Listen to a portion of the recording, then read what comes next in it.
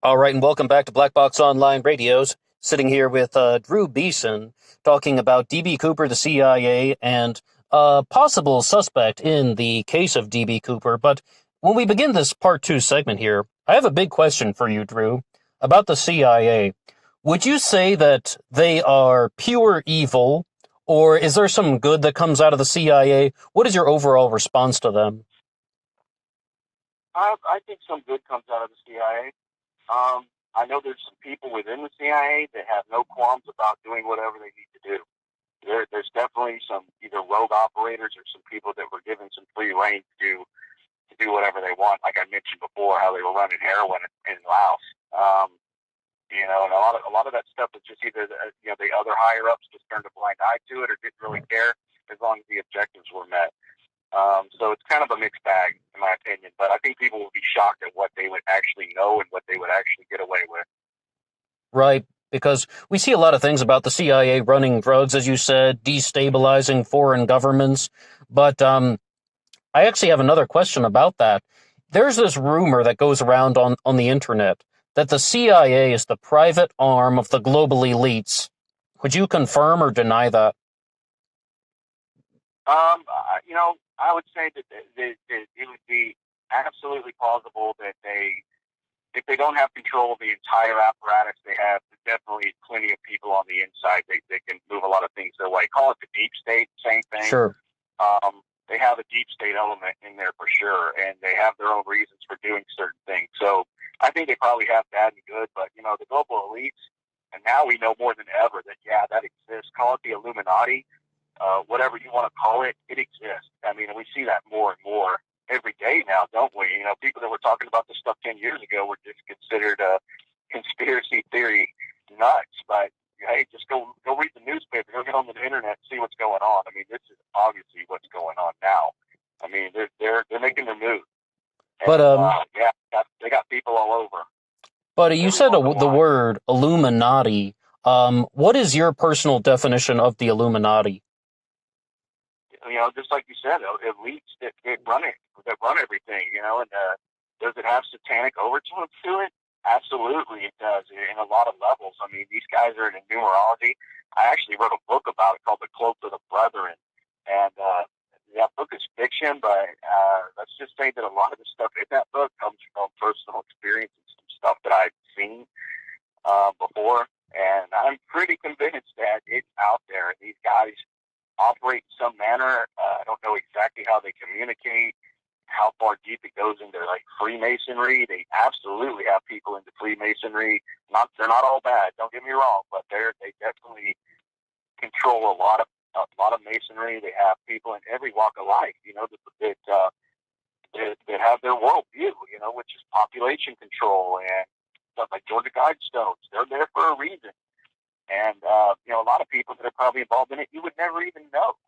But there is, I totally believe that there is a New World Order, Illuminati, whatever you want to call it. It's there, and they have their goals. Okay. But now... It's one world order. What's that? It's one world order. One world order, okay. Drew, I have a big question for you. Many people know you as the author of the book Sighting In on the Zodiac Killer, and now you're talking about the CIA. Do you believe that there is any CIA element going on with the Zodiac Killer? I don't know. I really don't know. And I know you like that angle a lot. I was talking about some Freemasonic connections, and I was going to do a video on that in regards to my suspect, if you know who that is, Donald Lee Cheney, and his buddy, Arthur Lee Allen. And I can tell you that Arthur Lee Allen's grandfather on his mother's side was a very high up Royal Arch Freemason. Don Cheney's uncle was a lodge master. I can't remember his exact title, but really high up in Masonry. All the wives were in Eastern Star. And there's some connections there that are kind of interesting. And I'm not saying that's what inspired Zodiac or anything like that, but I am telling you there are some connections there. So, okay. So to answer your question, I don't know, but it's possible. But what about the Manson family? Do you think, there's a lot of new stuff that's going around, Tom O'Neill in his book Chaos, saying that the Manson family, which is relatively close to D.B. Cooper in time frame, we got 2 years, right? 69 to 71, you said? that Charles Manson could have been a CIA informant. That's the new angle. What do you think about all that stuff? Well, Manson would not be the first person I would choose to want to be an informant. I mean, anybody meeting him within 5 minutes would say, this guy's pretty insane, and how can you trust him?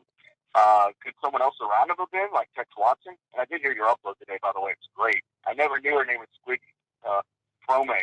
Oh yeah, Lynette Squeaky Frome. She's. I heard that from her. That's it's pronounced Frome. Yeah, Frome. Squeaky Frome.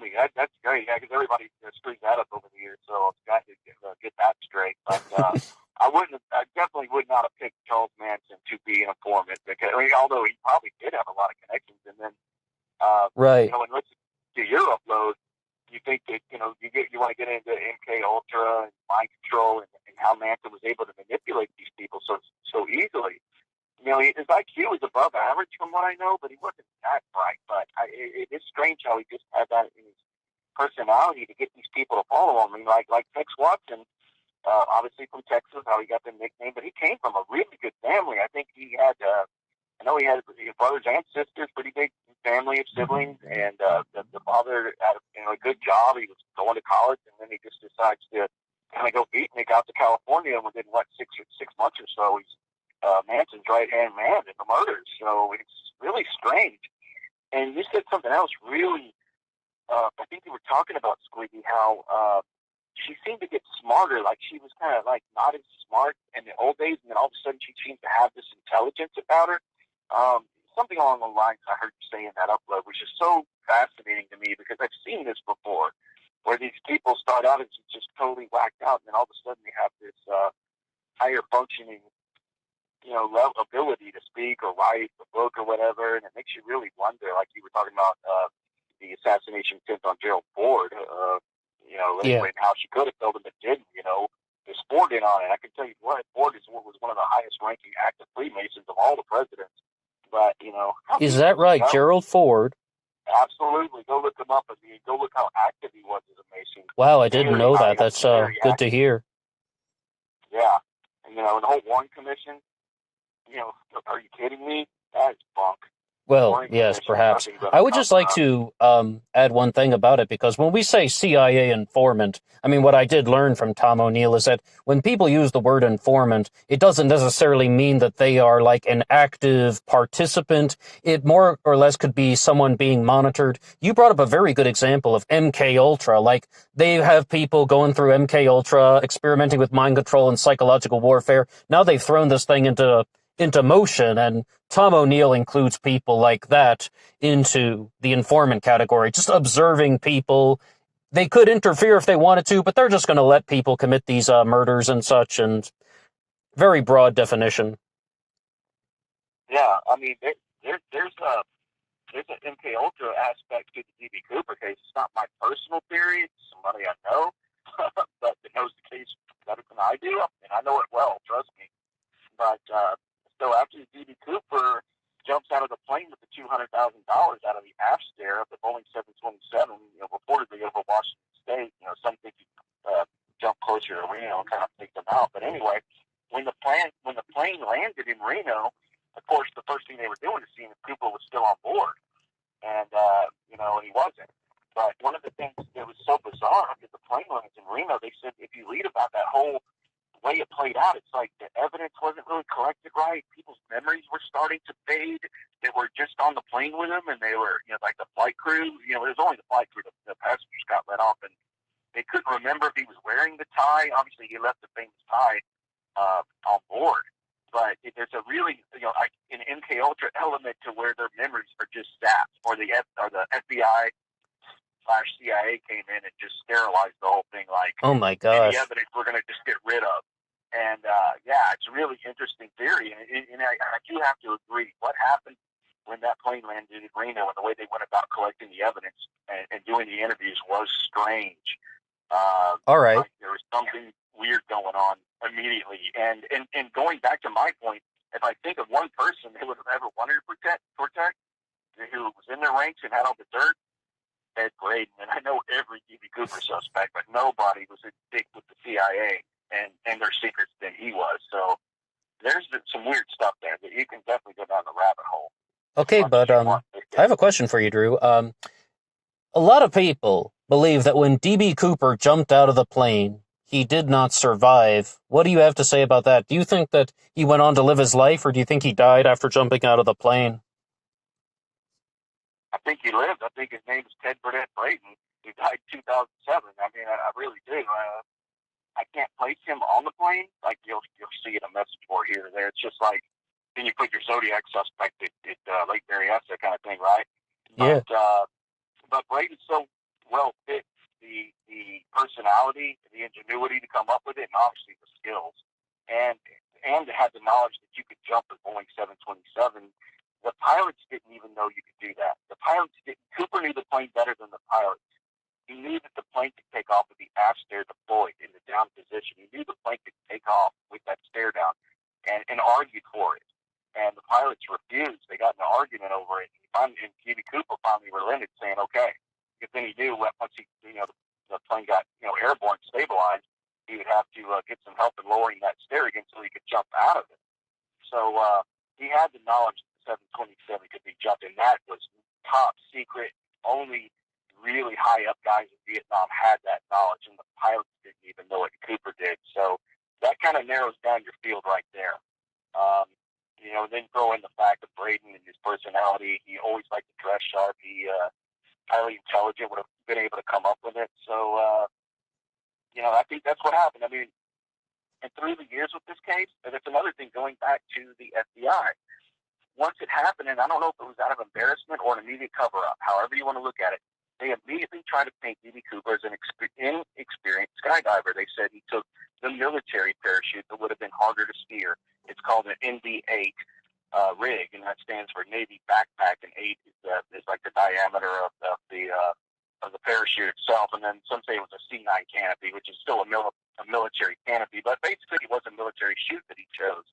And obviously that would have been the pick for Ted Braden all day long, but he also could have chose from a more sport parachute. I think it was a Pioneer that was more steerable. Well, I talked to Braden's jumping partner from the Golden Arrows. I know him. His name's Al Tyre. I talk about him in the book a lot. He said, "Man, from what we were used to, we could steer that NB8 all day long as far as we wanted, where we wanted, because we were used to pilot chutes back in the early 60s. You didn't have sport parachutes in the early 60s. So he could have easily done it. But with the FBI, this case gets as weird as you want it, but they immediately tried to paint Cooper as an inexperienced jumper. Yeah. And Tina Mucklow, who was the stewardess that sat next to him the longest on that flight, gave him instructions of how to use the parachute, and he just tossed the card aside. It was obvious he knew how to jump, but the FBI seemed like they were already in cover-up mode. Like with the descriptions of D.B. Cooper, they re-interviewed Tina Mucklow, that was with him the most, right after in Reno, and then they interviewed her again back home in Pennsylvania, and she already put like 2 or 3 inches to Cooper's height. So there was already this weird something at play, like it felt like a cover-up. But you know what I have to ask about that? Why? Well, there's different theories as to why. One is the pilots, wanted better restrictions on the hijackings that were going on. People were hijacking back in the day, going to Cuba and all this kind of stuff. And there's this thing that maybe the government orchestrated the whole thing to make more restrictions on being able to get away with hijacking planes. I don't know about all that. It could have been because, if it was CIA controlled, the first person they knew could actually do the jump would be Braden. I mean, and then there's conspiracies, too, about how there actually was no D.B. Cooper. This is your D.B. Cooper equivalent to the Zodiac hoax theory, but that there was no D.B. Cooper and the whole flight crew was in on it to split the ransom money. Or that almost can't really Do you happen. believe that? Oh, I don't think that's possible at all. I know, I wouldn't either. Several of the passengers saw him. The ticket agent saw him. But of course, back to your other question, I believe he survived. And as the years have gone by, more people have stepped forward, like experienced paratroopers, military and civilian free-fall parachutists, as you would call them, say it's definitely survivable. Difficult, but definitely survivable. And for a guy like Braden, who would test death all the time, he could have easily gotten away with it. But it's strange, and going back to the parachutes, the main guy that was supplying the FBI with their information and claimed that he supplied the 4 parachutes that people requested was a guy named Earl Cossey. And later it was found out by another guy named Norman Hayden that they were actually his chutes. Their chutes are the two main chutes that Cooper asked for, but that Cossey packed them. And adding to the mystery, well, a book was written about this case called Skyjack by an author named Jeffrey Gray. It's an awesome book. And that kind of outed Earl Cossey as being the total expert, the go-to guy to the FBI about the parachutes, because it kind of came out in that book that they actually came from a guy named Norman Hayden. And oddly enough, years later, Earl Cossey was murdered. I mean, like, he was murdered in his garage, like cold-blooded, killed the guy. And, of course, immediately people knew he was connected to the Cooper case. So there's conspiracy theories abound that this guy was trained by the FBI to stick to the story. And the story was that Cooper was inexperienced and that he died. And they would tell this guy just... But you say that's the famous version, right? That's what people mostly hear about, right? Yeah, well, that was what the FBI laid down early, and they had people like Earl Cossey saying it. They said, "Oh, I don't think he survived. I'm the one that packed the chutes. No way he could have survived. He just burrowed into the ground. He was a no-pull." He would always use that term. Cossey would call him a no-pull, and he was just kind of doing the talking points for the FBI. But then I can't remember how it was many years later. I think this was like maybe 8 years ago. He was found murdered in his garage in Washington State. I don't remember exactly what town. I think it was outside of Vancouver, Washington, but he was murdered, and they don't know if nothing was stolen, to my knowledge, and his wallet was missing, and somebody, oddly enough, mailed his wallet back to the family 4 weeks after the murder. How strange is that? I mean, that's pretty strange. Whoever mailed the wallet back probably knew who killed him, or could have been the killer. And they just mailed, with all the stuff in there. No money was taken. Brutally murdered. I think he was hit with a club or something. It was clubbed. He wasn't shot, I believe. Like blunt force trauma to the head. But he was definitely murdered in his garage, and then somebody mailed the wallet back. Sounds like they're taunting the family, huh? Yeah. And another thing is, with this case, down is up and up is down. It's so weird. I mean, like I said, no one got killed. It's just kind of this folk hero, but it's like you can talk to people and interview, and then they just stop. They just stop talking to you for whatever reason. It's like this shadow force behind this case is like saying, "Shut up, don't talk to them." Or I know another researcher in this case whose email got hacked. Just weird stuff like that, and I know a lot of guys, obviously, that are into this case, and they say the same thing. And it's not like we're just going crazy or we want to make it sound more interesting. They really happen. It's like, what are they hiding? After 50 years, what are you hiding? I mean... Well, actually, can I ask you about that? Because if you were to recommend something to somebody who's starting to learn about D.B. Cooper, yes, we have your book, but what would be an additional source that you recommended? What was the thing about D.B. Cooper that you found was the most informative? Well, as far as books, I would go with Bruce Smith's D.B. Cooper and the FBI. It gives you a great background on the case. If you like the conspiratorial part, he's got that too. That's a great book for a lot of good background. And then for a good overview, just a great read about all the interesting characters in it. And somebody should do this with some of these Zodiac suspects. So maybe I will, because they're so, because all the suspects are so interesting in their own right. Absolutely. Would be Jeffrey Gray's Skyjack. I think it was a New York Times bestseller. It's just a great read, and it kind of just talks about his search to find out who D.B. Cooper was. He doesn't even talk about Ted Braden in that book, because it was done years earlier, before Braden was a higher profile D.B. Cooper suspect. But it really gets into the lore of it. And when they found D.B. Cooper's money on the Tina Bar beach in 1980 by a family named the Ingrams, and Brian Ingram is a kid. He was 9 years old at the time, or 8 or 9. Found the money. They were having a little picnic on the beach, little fire, and he found some of D.B. Cooper's loot. It was about $5,000 worth of it. So the mystery of how the money got there is, I would say, and I mean this as a statement, it's every bit as big as who D.B. Cooper was, is the mystery of how that money got on that beach. It's every bit in Cooper world as big as who Cooper was, because no one can figure out how that money got there. You don't have a theory? You must have a theory, right? I do. I don't get real deep into it because it's you talk about going down the rabbit hole. Yeah. That'll take you down a bigger rabbit hole than trying to figure out who the Skyjacker was, because there's no natural means. There's a group that was called the Citizen Sleuths, headed up by a scientist named Tom Kay, experiments to try to figure out how that money could have gotten there, either by natural means. There was a dredge along the Columbia River that they finally ruled that out. I think what they determined, there was still intact rubber bands around the money bundles when Brian Ingram found them buried under the sand, which is crazy. And you touch a 6-month old rubber band in your garage, it'll just degrade. And Brian said they did degrade when he touched them, but that they were still intact when he uncovered the money. And this is crazy because they can't figure out any way naturally it could have gotten to the Columbia River and made its way down to this beach, from where they think Cooper landed. So there's just no way. It almost had to have been planted. And I think they believe that it was planted maybe within a year of the actual skyjacking. Someone planted it. But, no, I'm sorry. Actually, I'm sorry. A year before they found it in 1980. So somewhere, late 78 or so, someone physically planted it there. And there's theories that the family that found it was tipped off. I don't believe that at all. But, it just gets stranger and stranger, and the property, it's private property where it was found, owned by the Fazio brothers, and they've had cattle mutilations on this land and all kind of strange stuff tied to it. I mean, it can't get any weirder, right? But I don't really know how that money got there. Maybe D.B. Cooper had an accomplice, got scared, buried it at some point. I don't know, but it's just as strange as a mystery. Now, Drew, a separate mystery. Excuse me for interrupting, but does Ted Braden have any connections to an individual named Tom Braden, another CIA operative? What's his last name? Braden, same, Tom Braden. Oh, I've seen that name before. I don't know if they're related or not. I can tell you that the name Braden, B-R-A-D-E-N.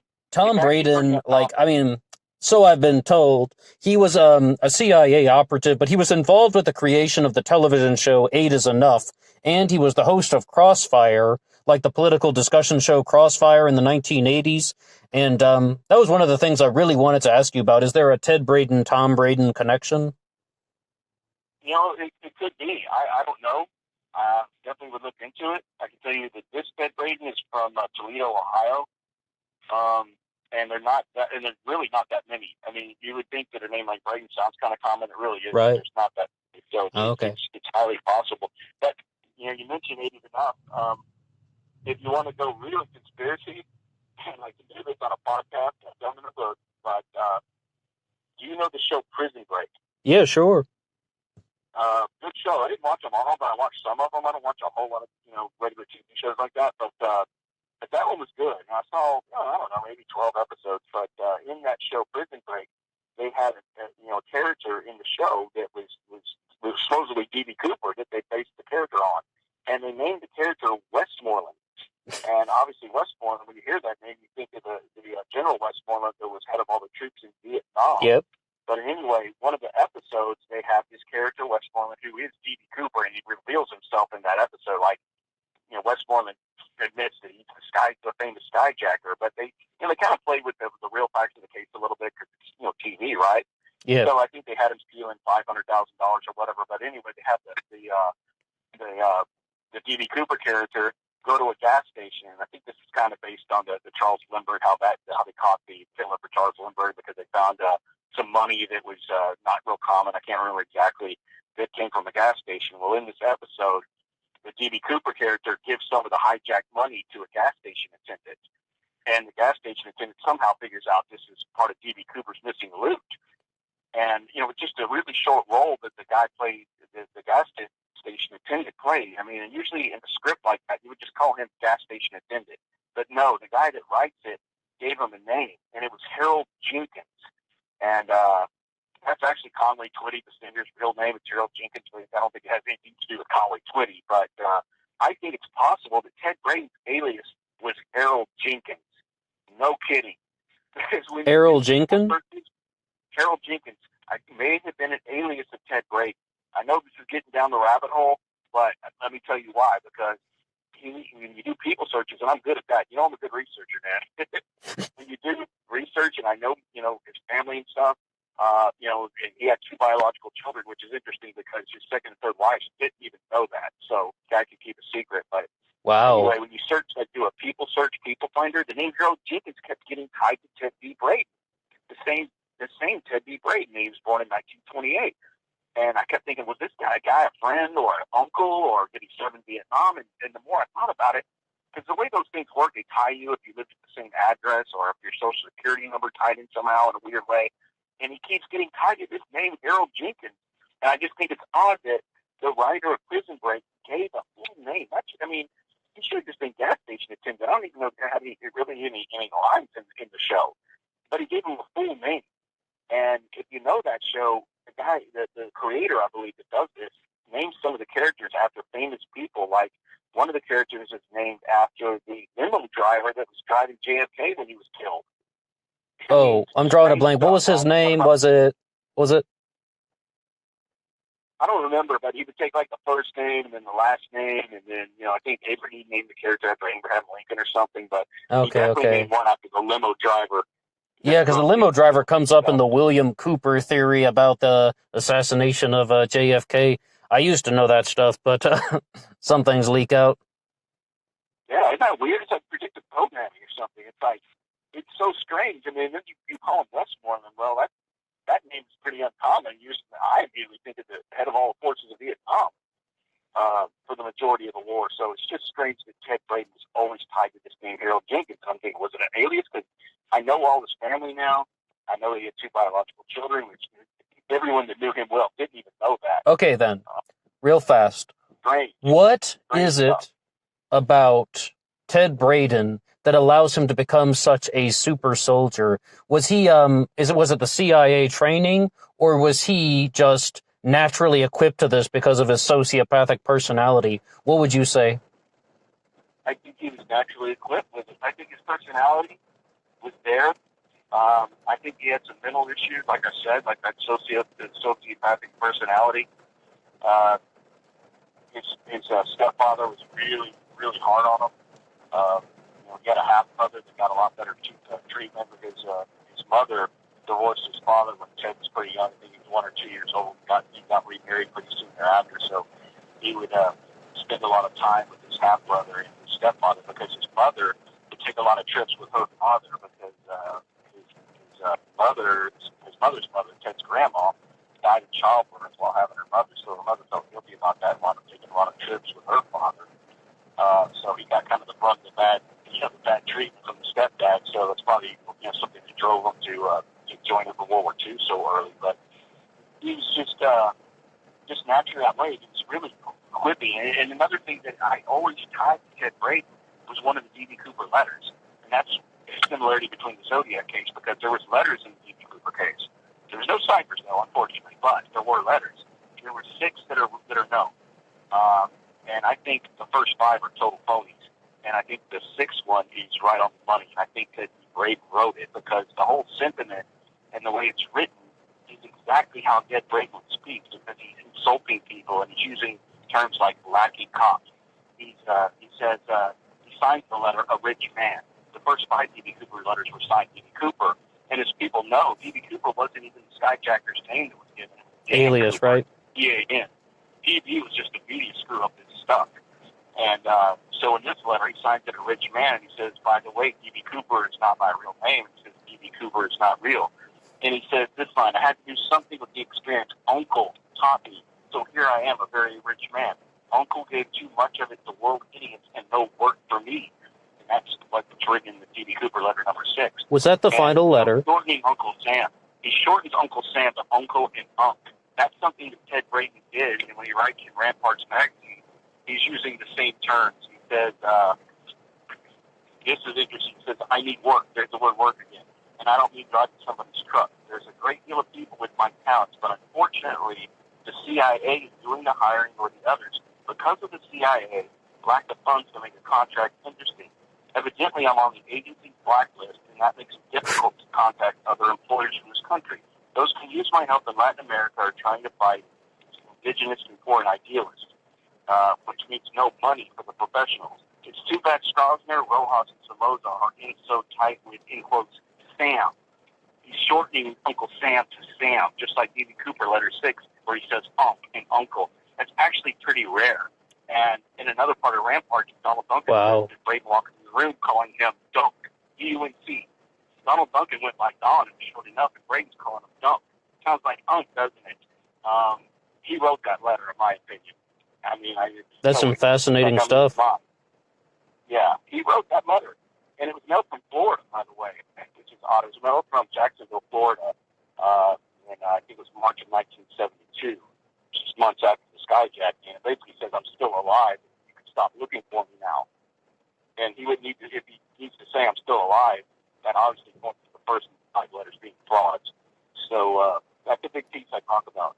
All right, Drew. We're just about out of time. So one more time, where can people find your book? It's on Amazon.com, and you can also, there's links on my website, DrewBeesonBooks.com, and there's also a link to my YouTube channel there. All right, DrewBeesonBooks.com, and you can hear more about D.B. Cooper and his connections to the CIA, as you said, Vietnam and the Congo, many things going on. All right, thank you so much, Drew.